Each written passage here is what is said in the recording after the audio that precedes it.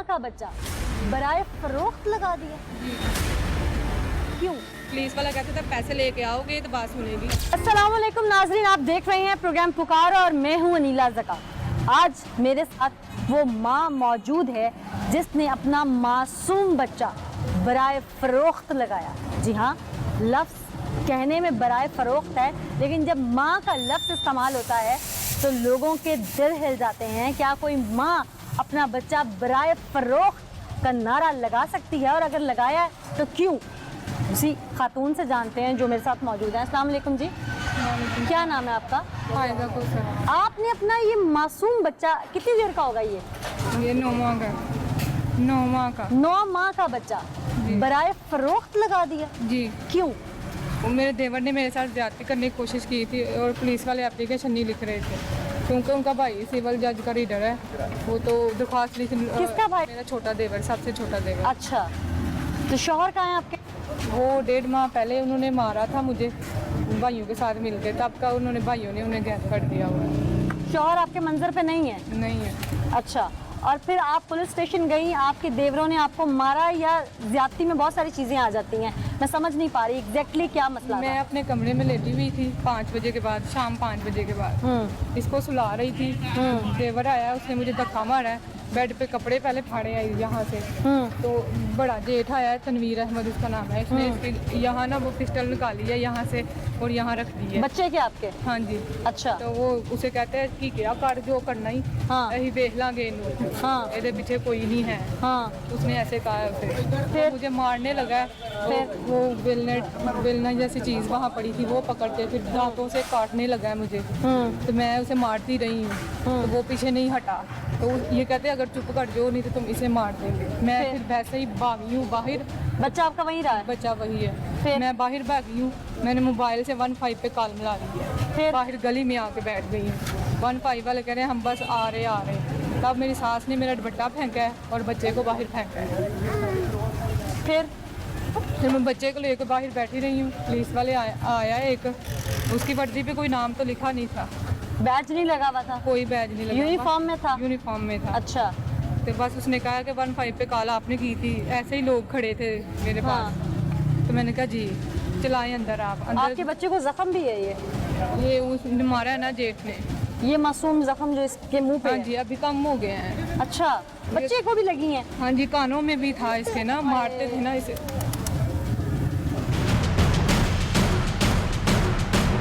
हौसला रखें, हौसला रखें। फिर? 15 वाला पहले ही उनके जानने वाला था। उसने पानी का गिलास लिया और अंदर चला गया। मेरी उसने कोई नहीं सुनी। हाँ, कहता है जा बीबी दफा हो यार। फिर मैंने मीडिया वाली से बात करवाई है उसकी। मैंने किससे करवाई बात? किसी चैनल से? जी, किसी चैनल से। अच्छा, तो उन्होंने कहा कि मैंने इसे कह दिया है कि अपना मेडिकल करवाए। हाँ। तो पुलिस मुझे कहते हैं जाओ यहाँ से दफा हो जाओ। मुझे घर से पुलिस वाले उस आदमी ने निकाला। अस्सलाम वालेकुम जी। जी, वालेकुम अगर कोई माँ, बेटी, बहन तंग आके परेशान होके पुलिस को फोन करे अपने ससुराल से या अपने शौहर के घर से, या उस पर जुल्म हो रहा हो, तो पुलिस का रिस्पॉन्ड कैसा होना चाहिए आगे से? उनका रिस्पॉन्स ऐसा होना चाहिए कि पूरा जो है ना इनके साथ औरत हो या कोई भी और हो, पूरा साथ देना चाहिए। हाँ। और पूरा कंप्रोमाइज करना चाहिए। जो गलत है उसको गलत कहना चाहिए, जो ठीक है उसको ठीक करना चाहिए। और जो पुलिस नहीं करती वो समझे वो रिश्वत लेती है, गलत करती है, ज्यादती करती है, जुल्म करती है।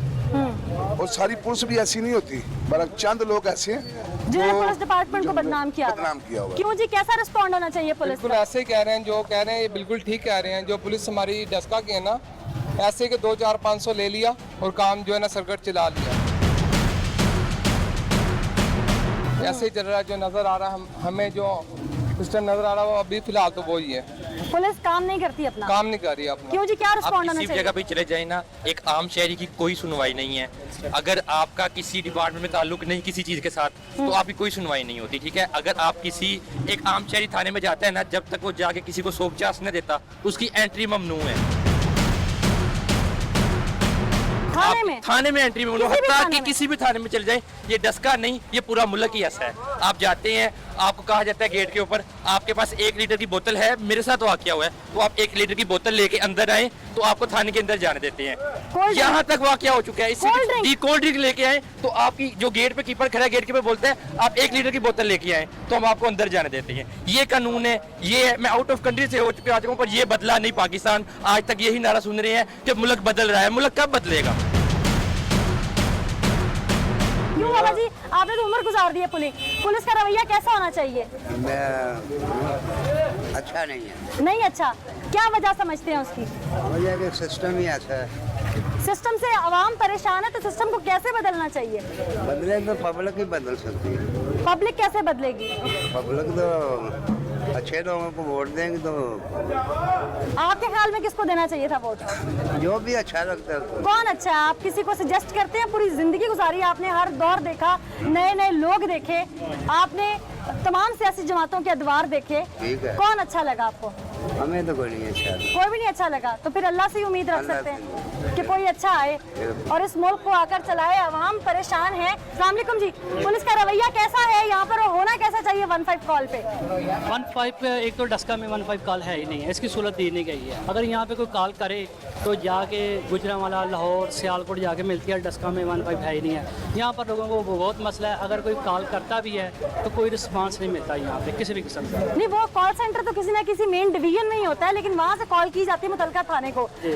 मुतलका थाने के लोग कोऑपरेट करते हैं? मुतलका थाने के नहीं, बहुत कम करते हैं। नहीं करते। नहीं करते। क्यों? इसकी वजह तो ये अल्लाह काम को पता हो, पुलिस अफसरान को पता हो क्यों नहीं करते, लेकिन हमने आवाम को देखा है कि कोई कोऑपरेट नहीं करता। कोऑपरेट नहीं करता। नहीं करता। ये तो मर्द बता रहे हैं, लेकिन एक खातून की दादरसी भी मैंने आपके सामने रखी कि अगर पुलिस को कॉल की जाए, मर्द और ख्वातीन किसी में से भी, तो पुलिस का रवैया नाकाबिले बर्दाश्त होता है और इसकी हम भी मजम्मत करते हैं। आपको पुलिस वाले ने कहा, कांस्टेबल जो मौजूद थे, उसमें कांस्टेबल थे, कौन थे? एसआई थे? एक ही था बस, उसकी वर्दी में आपको कुछ नहीं शनाख्त नहीं है कि नहीं, कौन थे, वैसे लेकिन सामने- यूनिफॉर्म पुलिस का हाँ जी, था। सामने आए पुलिस डिपार्टमेंट की जानिब से 15 कॉल का रिस्पॉन्ड किस तरह से किया जाता है, और अगर कोई मजलूम खातून कॉल करे तो उसके वक्त फौरी कार्रवाई करनी चाहिए या दरवाजे पर आकर उसे क्या बिहेवियर देना चाहिए, इसका जवाब हम पुलिस डिपार्टमेंट के उस शख्स से ही लेंगे जो रिस्पॉन्ड करने के लिए फ़ौरन आया, या मुतल्लिका जो भी मौजूद हुआ उससे लेंगे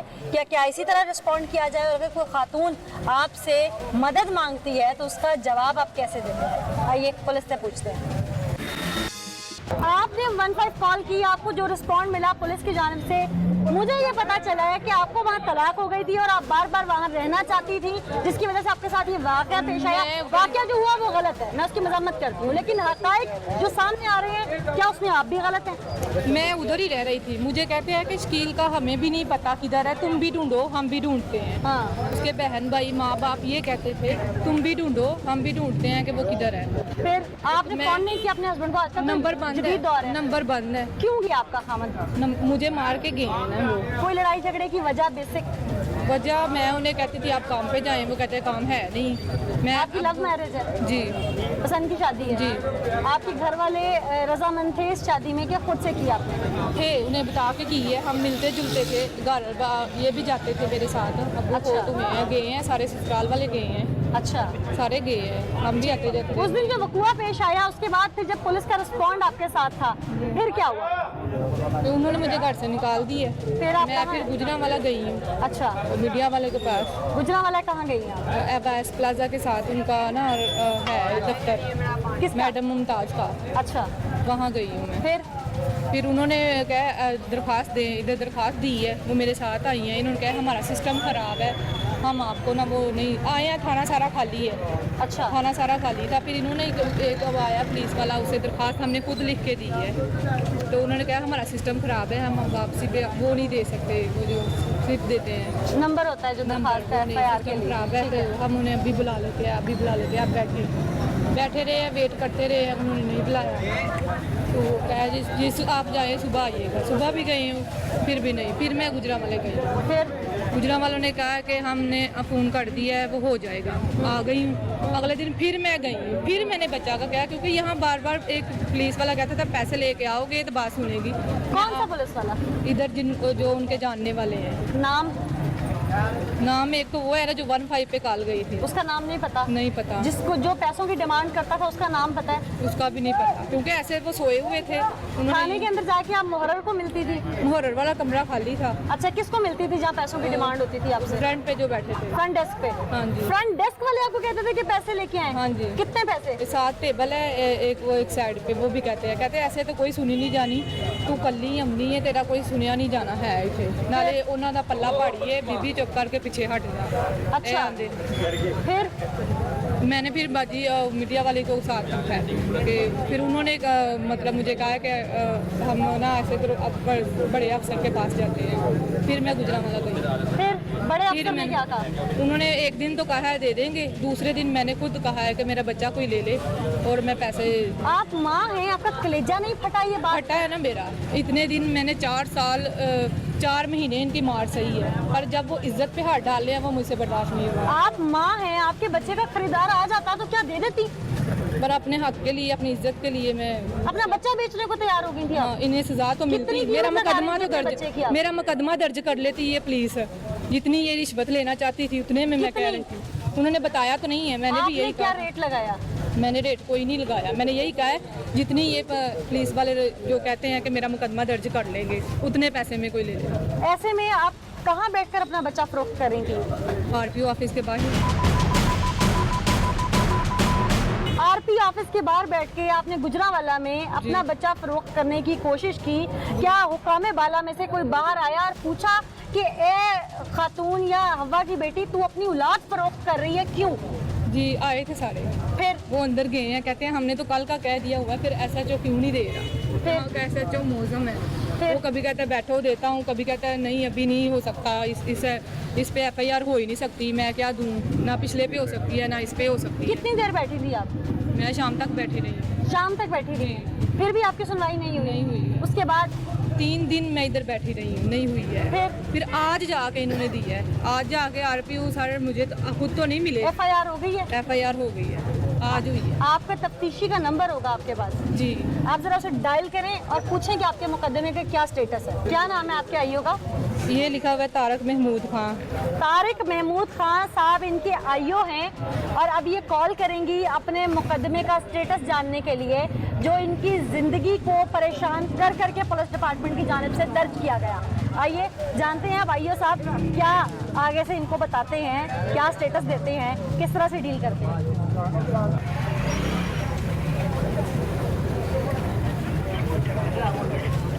नहीं उठा। आईओ साहब फ़ोन नहीं उठा रहे, जबकि इनकी जिम्मेदारी है कि अगर ये किसी मुकदमे की तफ्तीश कर रहे हैं और उसका मुद्दई इन्हें किसी भी वक्त कॉल करे और ये उसका जवाब दें, लेकिन अफसोस के साथ ये ख्वाब खरगोश के मज़े लूट रहे हैं। आपके ऊपर जिस वक्त तशद्दुद किया गया उसकी तस्वीर मेरे नाज़रीन जो है टेलीविज़न स्क्रीन पर देख भी सकते हैं। बहुत ही भयानक उस वक्त आपकी हालत थी, आपके जिस्म पे नील हैं, निशानात हैं।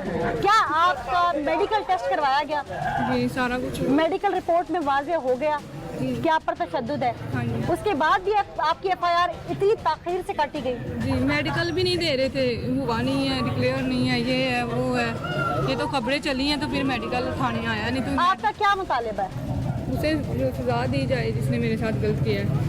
किसने? देवर ने। आपका शौहर भी देवर तो और जेठ। कहीं ना कहीं शामिल है इस सारे मामले वो में। सामने नहीं है, वो मेरी इज्जत पे ऐसे डाका नहीं डलवा सकते किसी का भी, चाहे उसका भाई। आप अपना घर बसाना चाहती हैं? जी आप अपने शौहर से अलहदगी नहीं लेना चाहती? नहीं लेना चाहती। मैं हर हाल में उनका साथ दिया है, तो मैं आगे भी देना चाहती हूँ। आगे भी देना चाहती जी हूँ। ठीक, मेरा सवाल है उन हुकामे बाला से, मेरा सवाल है IG पंजाब से, मेरा सवाल है तमाम अरबाब इख्तियार से, क्या हम जंगल में रहते हैं? हमारे मुल्क में अब एक औरत को, एक माँ को, एक हवा की बेटी को ये आवाज़ लगानी पड़ेगी कि है कोई ख़रीदार, मेरा बच्चा ख़रीद ले। इस बच्चे की मासूमियत देखिए, कोई माँ इतना मासूम बच्चा बेच सकती है? क्यों ये नौबत आई? RP ऑफिस के बाहर बैठ के आवाज़ लगाने की नौबत क्यों आई, जबकि आप तो आवाम के खिदमतगार हैं, आवाम के दिए टैक्स से आप लोग तनख्वाहें लेते हैं, हिफाजत के लिए वर्दी पहनते हैं। ये वर्दी इस मासूम की हिफाजत ना कर सकी और आखिरकार नौबत यहाँ तक पहुँची और आप तफ्तीशी अफसर का रवैया भी आपके सामने। हकाइक जो भी हों, लेकिन सवाल ये उठता है कि एक औरत पर तशद्दुद करने का हक किसी को भी हासिल नहीं है। एक शादीशुदा औरत पर उसके ससुराल की जानिब से किसी भी जुमरे में तशद्दुद किया जाए, ये काबिल कबूल नहीं है। अगर आपको कोई मसला दरपेश है या अगर दो लोग आपस में खुश हैं तो ससुराल को पहले चाहिए उनको अलहदा कर दें। लेकिन अगर फिर भी मियाँ बीवी आपस में राज़ी नहीं हैं तो वो उनका आपसी मामला है। आप कौन होते हैं फैसला करने वाले?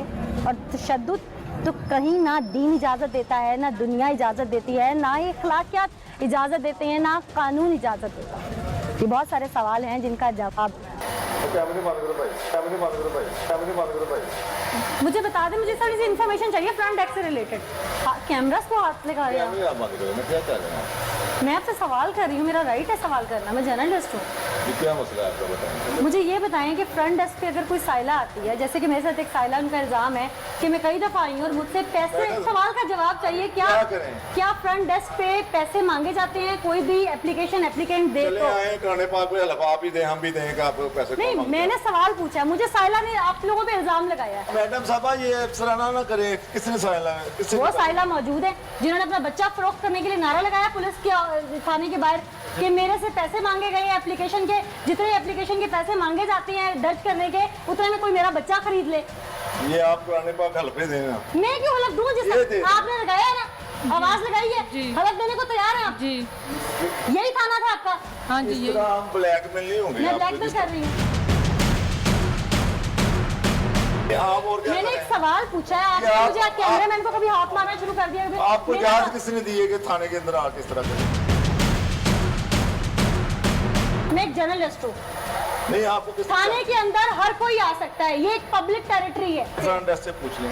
आप जो बीच में कूदे हैं तो फिर मैं आपसे पूछ लेती हूँ। आप मुझे ब्लैकमेलर कह रहे हैं मेरी बात सुने बगैर। आपने बाहर भी क्या किया लोगों के साथ तमाशा लगा? तमाशा लगाया क्या है? मैंने तो लोगों से पूछा है कि एक साइला का इल्जाम है, क्या पुलिस का रवैया ये है? आपके खिलाफ आवाम फट पड़ी है। ये साहब जो बीच में यकदम कूदे और मुझे प्रेशराइज करने की कोशिश की, मैं एक सवाल करने आई थी कि फ्रंट डेस्क की ड्यूटी क्या है। उस ड्यूटी में अगर मेरा सवाल करना गलत है, मैं इस पर ब्लैकमेलर हूँ, तो फिर मैं हूँ ब्लैकमेलर, क्योंकि मुझे आवाम की पुकार बनना है। फ्रंट डेस्क की क्या जिम्मेदारी होती है? इसकी रिस्पॉन्सिबिलिटी ये है कि कोई भी आपके पास साहिल आता है, उसकी बात सुनना, उसकी एप्लीकेशन लिखना, वो किसी जो भी कंप्लेनेंट है किसी आईओ को मार्क कर देना, जो हमारा ड्यूटी ऑफिसर है, ये फ्रंट डेस्क की। फ्रंट डेस्क अपनी जिम्मेदारी कितनी देर में पूरी कर लेता है? 5 मिनट शायद। देखिए, बाज़ बात ऐसा होता है कि आप कभी सुबह के टाइम आए तो आप देखेंगे यहाँ 10-10, 20-20 बंदों का रश। फिर भी किसी साइला की एप्लीकेशन दर्ज होने में 72 घंटे लग जाए तो कौन है इसका जिम्मेदार? देखिए, एप्लीकेशन आप ये नहीं कह सकते कि किसी के एप्लीकेशन नंबर भी उसको 72 घंटे के बाद मैं आपको बताता हूँ। मेरे लिए इतनी बड़ी बात है कि कोई खातून आवाज लगाए कि मेरा बच्चा खरीद लो। अगर आप कहें ना FIR उसकी लॉन्च होने में 72 घंटे लग गए तो वो बात मैं एक्सेप्ट करता हूँ। कानूनी तकाजे पूरे करते हुए हार्डली आधा घंटा लगना चाहिए। मैं माफ करता हूँ। प्रॉब्लम किसी और चीज़ की नहीं निकली, प्रॉब्लम तो निकली घर में हिस्सा लेने की। ये झूठ बोल रहे हैं। एप्लीकेशन आप वो सामने लेके आए, आप पहली एप्लीकेशन मेरे सामने लेके आए, मेरे पास भी है, उसमें क्या लिखा हुआ है? सिग्नेचर के साथ है हमारे पास एप्लीकेशन। मेरी बात सुने, पहली FIR में नहीं, पहली FIR पे भी मुझे मारा गया है। देखे मेरे हस्बैंड का नाम लिखा हुआ है, और जो घर में वो चीज़ें फरोख्त करती है, मैंने उसका भी जिक्र किया हुआ है कि मैं अभी घर आई हूँ, मुझे इनके मामला पहले नहीं थे पता, अभी घर आई हूँ, पहले हम रेंट पे रहते थे। ASI अब्दुल कयूम ने कहा है कि मेरे शोहर को इतना अच्छा बेटा है, इसे अपने गले के साथ लगाओ और तुम्हें ठंडक महसूस होगी, और तुम्हारी बीवी जॉब कर रही है, हर जगह पे तुम्हारा साथ दे रही है, तुम्हें क्यों ऐसे लड़ाइयाँ झगड़े या मारने की पड़ी हुई है? ये हिस्सा लेने वाली की बात दूर दूर तक है ही नहीं है। हिस्सा तो मैं उसे खुद कमा के देती रही हूँ, हिस्सा मैंने क्या करना है? हिस्से की कोई बात नहीं है, बात ये है तशद्दुद की। मुझे सिर्फ ये बताइए कि मुदैया की जानिब से इल्जाम लगाया गया पुलिस के ऊपर कि मुझे 72 घंटे बिठाया गया। बिल्कुल ठीक। मैं बस ये थे इन्वेस्टिगेटिव जर्नलिस्ट आपके पास यहाँ मौजूद खड़ी हुई, आपके एक पुलिस कांस्टेबल या जो भी वो उनका नाम मुझे नहीं मालूम, लेकिन शक्ल रजिस्टर्ड है, आप ज़ाहिर है सीनियर्स पहचान लेंगे, उनकी जाने से मुझे सवाल किया कि आप यहाँ पे किसकी इजाज़त से आई हैं। पहली बात है कि ये फ्रंट डेस्क पब्लिक प्रॉपर्टी होती है, मैं एक सहाफ़ी यहाँ पे आ सकती हूँ, मैं सवाल कर सकती हूँ, पहली बात। दूसरी बात है कि मैंने आपसे इल्ज़ाम आके पुट किया कि एक खातून जिसने अपने बच्चे को फ़रोख्त करने की गर्ज से ये इल्ज़ाम लगाया कि पुलिस ने मुझसे 72 घंटे बिठाने के बाद रकम की डिमांड की। आपका मौक़िफ़ है कि मुदैया की जानिब से 2 एप्लीकेशन आई। ये देवर की ज्यादती वाली कोशिश करने वाली ये तीसरी मेरी एप्लीकेशन है। चलिए, आप सबसे लास्ट एप्लीकेशन आपकी कितनी देर में वसूल हुई? आज हुई है 3 कितने दिन के बाद? 3 तारीख का ये हादसा है और आज 3 तारीख से आप थाने के चक्कर लगा रही हैं। आप अपने बच्चा उठा के अल्लाह को हाजिर नाज़िर जान के कह रही हैं। गवाह है ना मेरे पास। अच्छा, कौन है? सर, मैं आपको गुजरांवाला के मैडम मुमताज। पुलिस डिपार्टमेंट के वकार को धचका लगा, तब्दीली के उस नारे को धचका लगा। बासियती औरत हर उस माँ को धचका लगेगा जब वो सुनेगी बच्चा बड़ा बैनर लगा हुआ है, मासूम बच्चा है वो, देखिए 9 माह का बच्चा बनाए फरोख्त क्यों कोई माँ लगाएगी? सर, आपके भी बच्चे होंगे, किसी भी सिनेरियो में आप लगाएंगे बच्चा बनाए? मैं बिल्कुल आपकी बात को राइट समझता हूँ। सिटी डस्का में मौजूद हूँ और यहाँ पर एक हवा की बेटी की आवाज़ बनकर मैं फ्रंट डेस्क पर आई थी, क्योंकि यहाँ पर मुझे पता चला था कि खातून ने अपना 9 माह का बच्चा बराए फरोख्त लगाया है, इसलिए कि उसके ससुराल की जानिब से उस पर तशद्दुद हुआ। और पुलिस के पास जब वो एप्लीकेशन लेकर आई तो पुलिस ने फ्रंट डेस्क पर ही एप्लीकेशन लेने से पहले उससे पैसों का तकाजा किया। उस जख्मी खातून के पास जब रकम नहीं थी तो वो बेबस होकर अपना बच्चा बराए फरोख्त लगा कर फिरती रही कि कोई मेरा बच्चा खरीद ले और मेरी इज्जत बच जाए, मेरे पे जो तशद्दुद हुआ है उसके लिए एक इंसाफ मिल जाए और मुझे मेरी FIR दर्ज हो जाए। जब ये सवाल करने मैं फ्रंट डेस्क पर आई तो यहाँ पर पहले तो एक साहब ने मुझे ब्लैकमेलर कहा कि जी आप ब्लैकमेल करने आई हैं। फिर जब मैंने पूछा कि मैं फ्रंट डेस्क पे आई हूँ, ये तो पब्लिक टेरिटरी है, मैं सवाल कर सकती हूँ, मैं इन्वेस्टिगेटिव जर्नलिस्ट हूँ, सर मेरे सवाल का जवाब दीजिए, तो साहब ने मेन गेट को ताला लगवा दिया ताकि हमारी गाड़ी और मैं यहाँ से बाहर ना जा सकूँ और मैं अंदर महसूर होकर रह जाऊँ। मेरा सवाल ये है कि पुलिस वाले मेरे साथ कैमरा के होते हुए ये सब कर सकते हैं, तो जो साहिल आए उसके साथ क्या सलूक होगा? अब जब मैंने आवाज़ बुलंद की तो ये साहब ताला खोलने आए हैं। सवाल ये उठता है कि पहले ताला लगाया क्यों गया था, ज़रा बता दीजिए। सर से पूछूं? और अब शायद मेरी आवाज़ उठाने पर ये खोला गया। उठाने के लिए बात सर, आवाज़ डेली उठती है पर डर किसी को नहीं लगता वर्दी वालों को। वालेकुम जी, SHO साहब बात कर रहे हैं,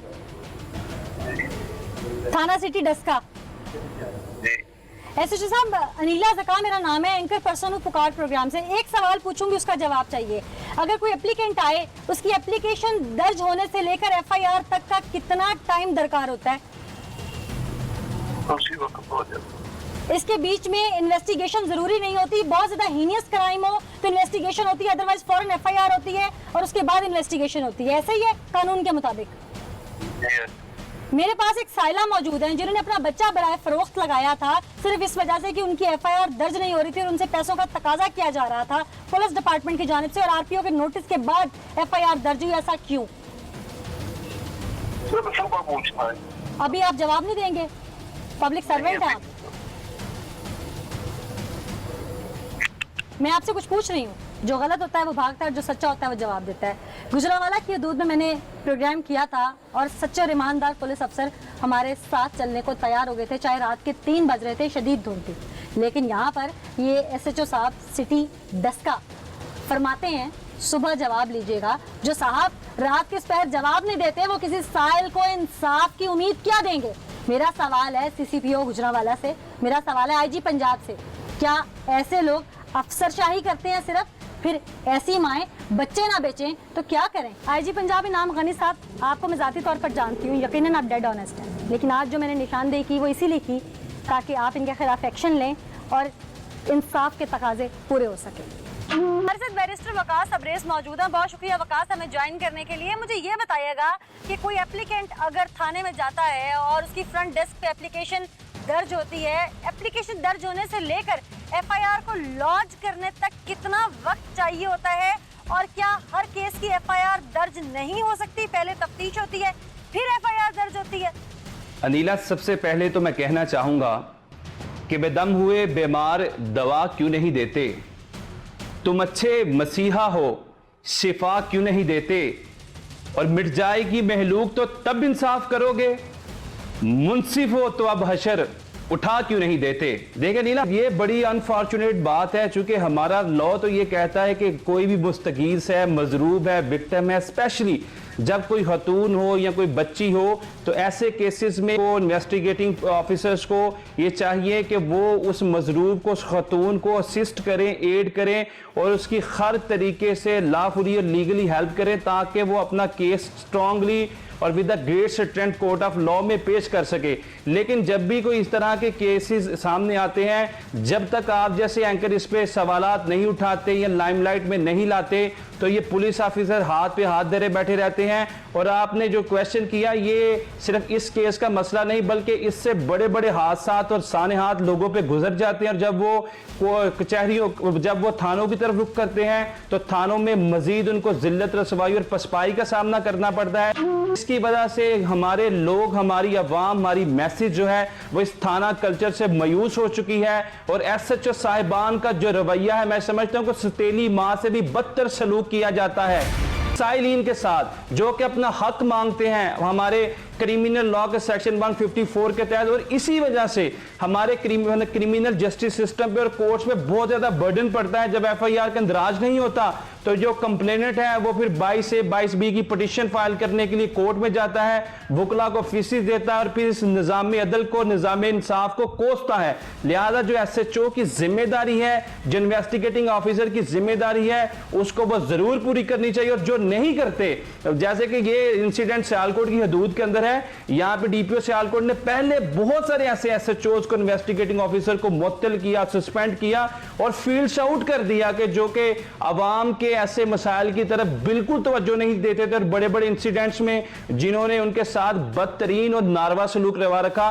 तो मैं DPO सियालकोट से ये जरूर गुजारिश करूंगा, चूंकि उनके पहले भी प्रेसिडेंट मौजूद है, टेस्ट केस के तौर पर उन्होंने बहुत सारे लोगों को बरतरफ किया। इस केस के अंदर भी ऐसे लोग जो कि साइलिन के साथ, मजरूब के साथ खड़े होने की बजाय मुलजिमान के साथ खड़े होने की बात करते हैं, उनको बरतरफ किया जाए। बहुत शुक्रिया बैरिस्टर वकास अब्रेज। मेरा ख्याल है कि सियालकोट पुलिस के, डस्का पुलिस के अफसरान हैं जो DPO हैं या RPO हैं, अगर वो मेरा प्रोग्राम देख रहे हैं और IG पंजाब साहब जैसे आपकी ईमानदारी पे मुझे पहले भी यकीन है, आप ये प्रोग्राम देख रहे होंगे तो इन लोगों को ज़रूर सजा देंगे और मिसाल रकम करेंगे।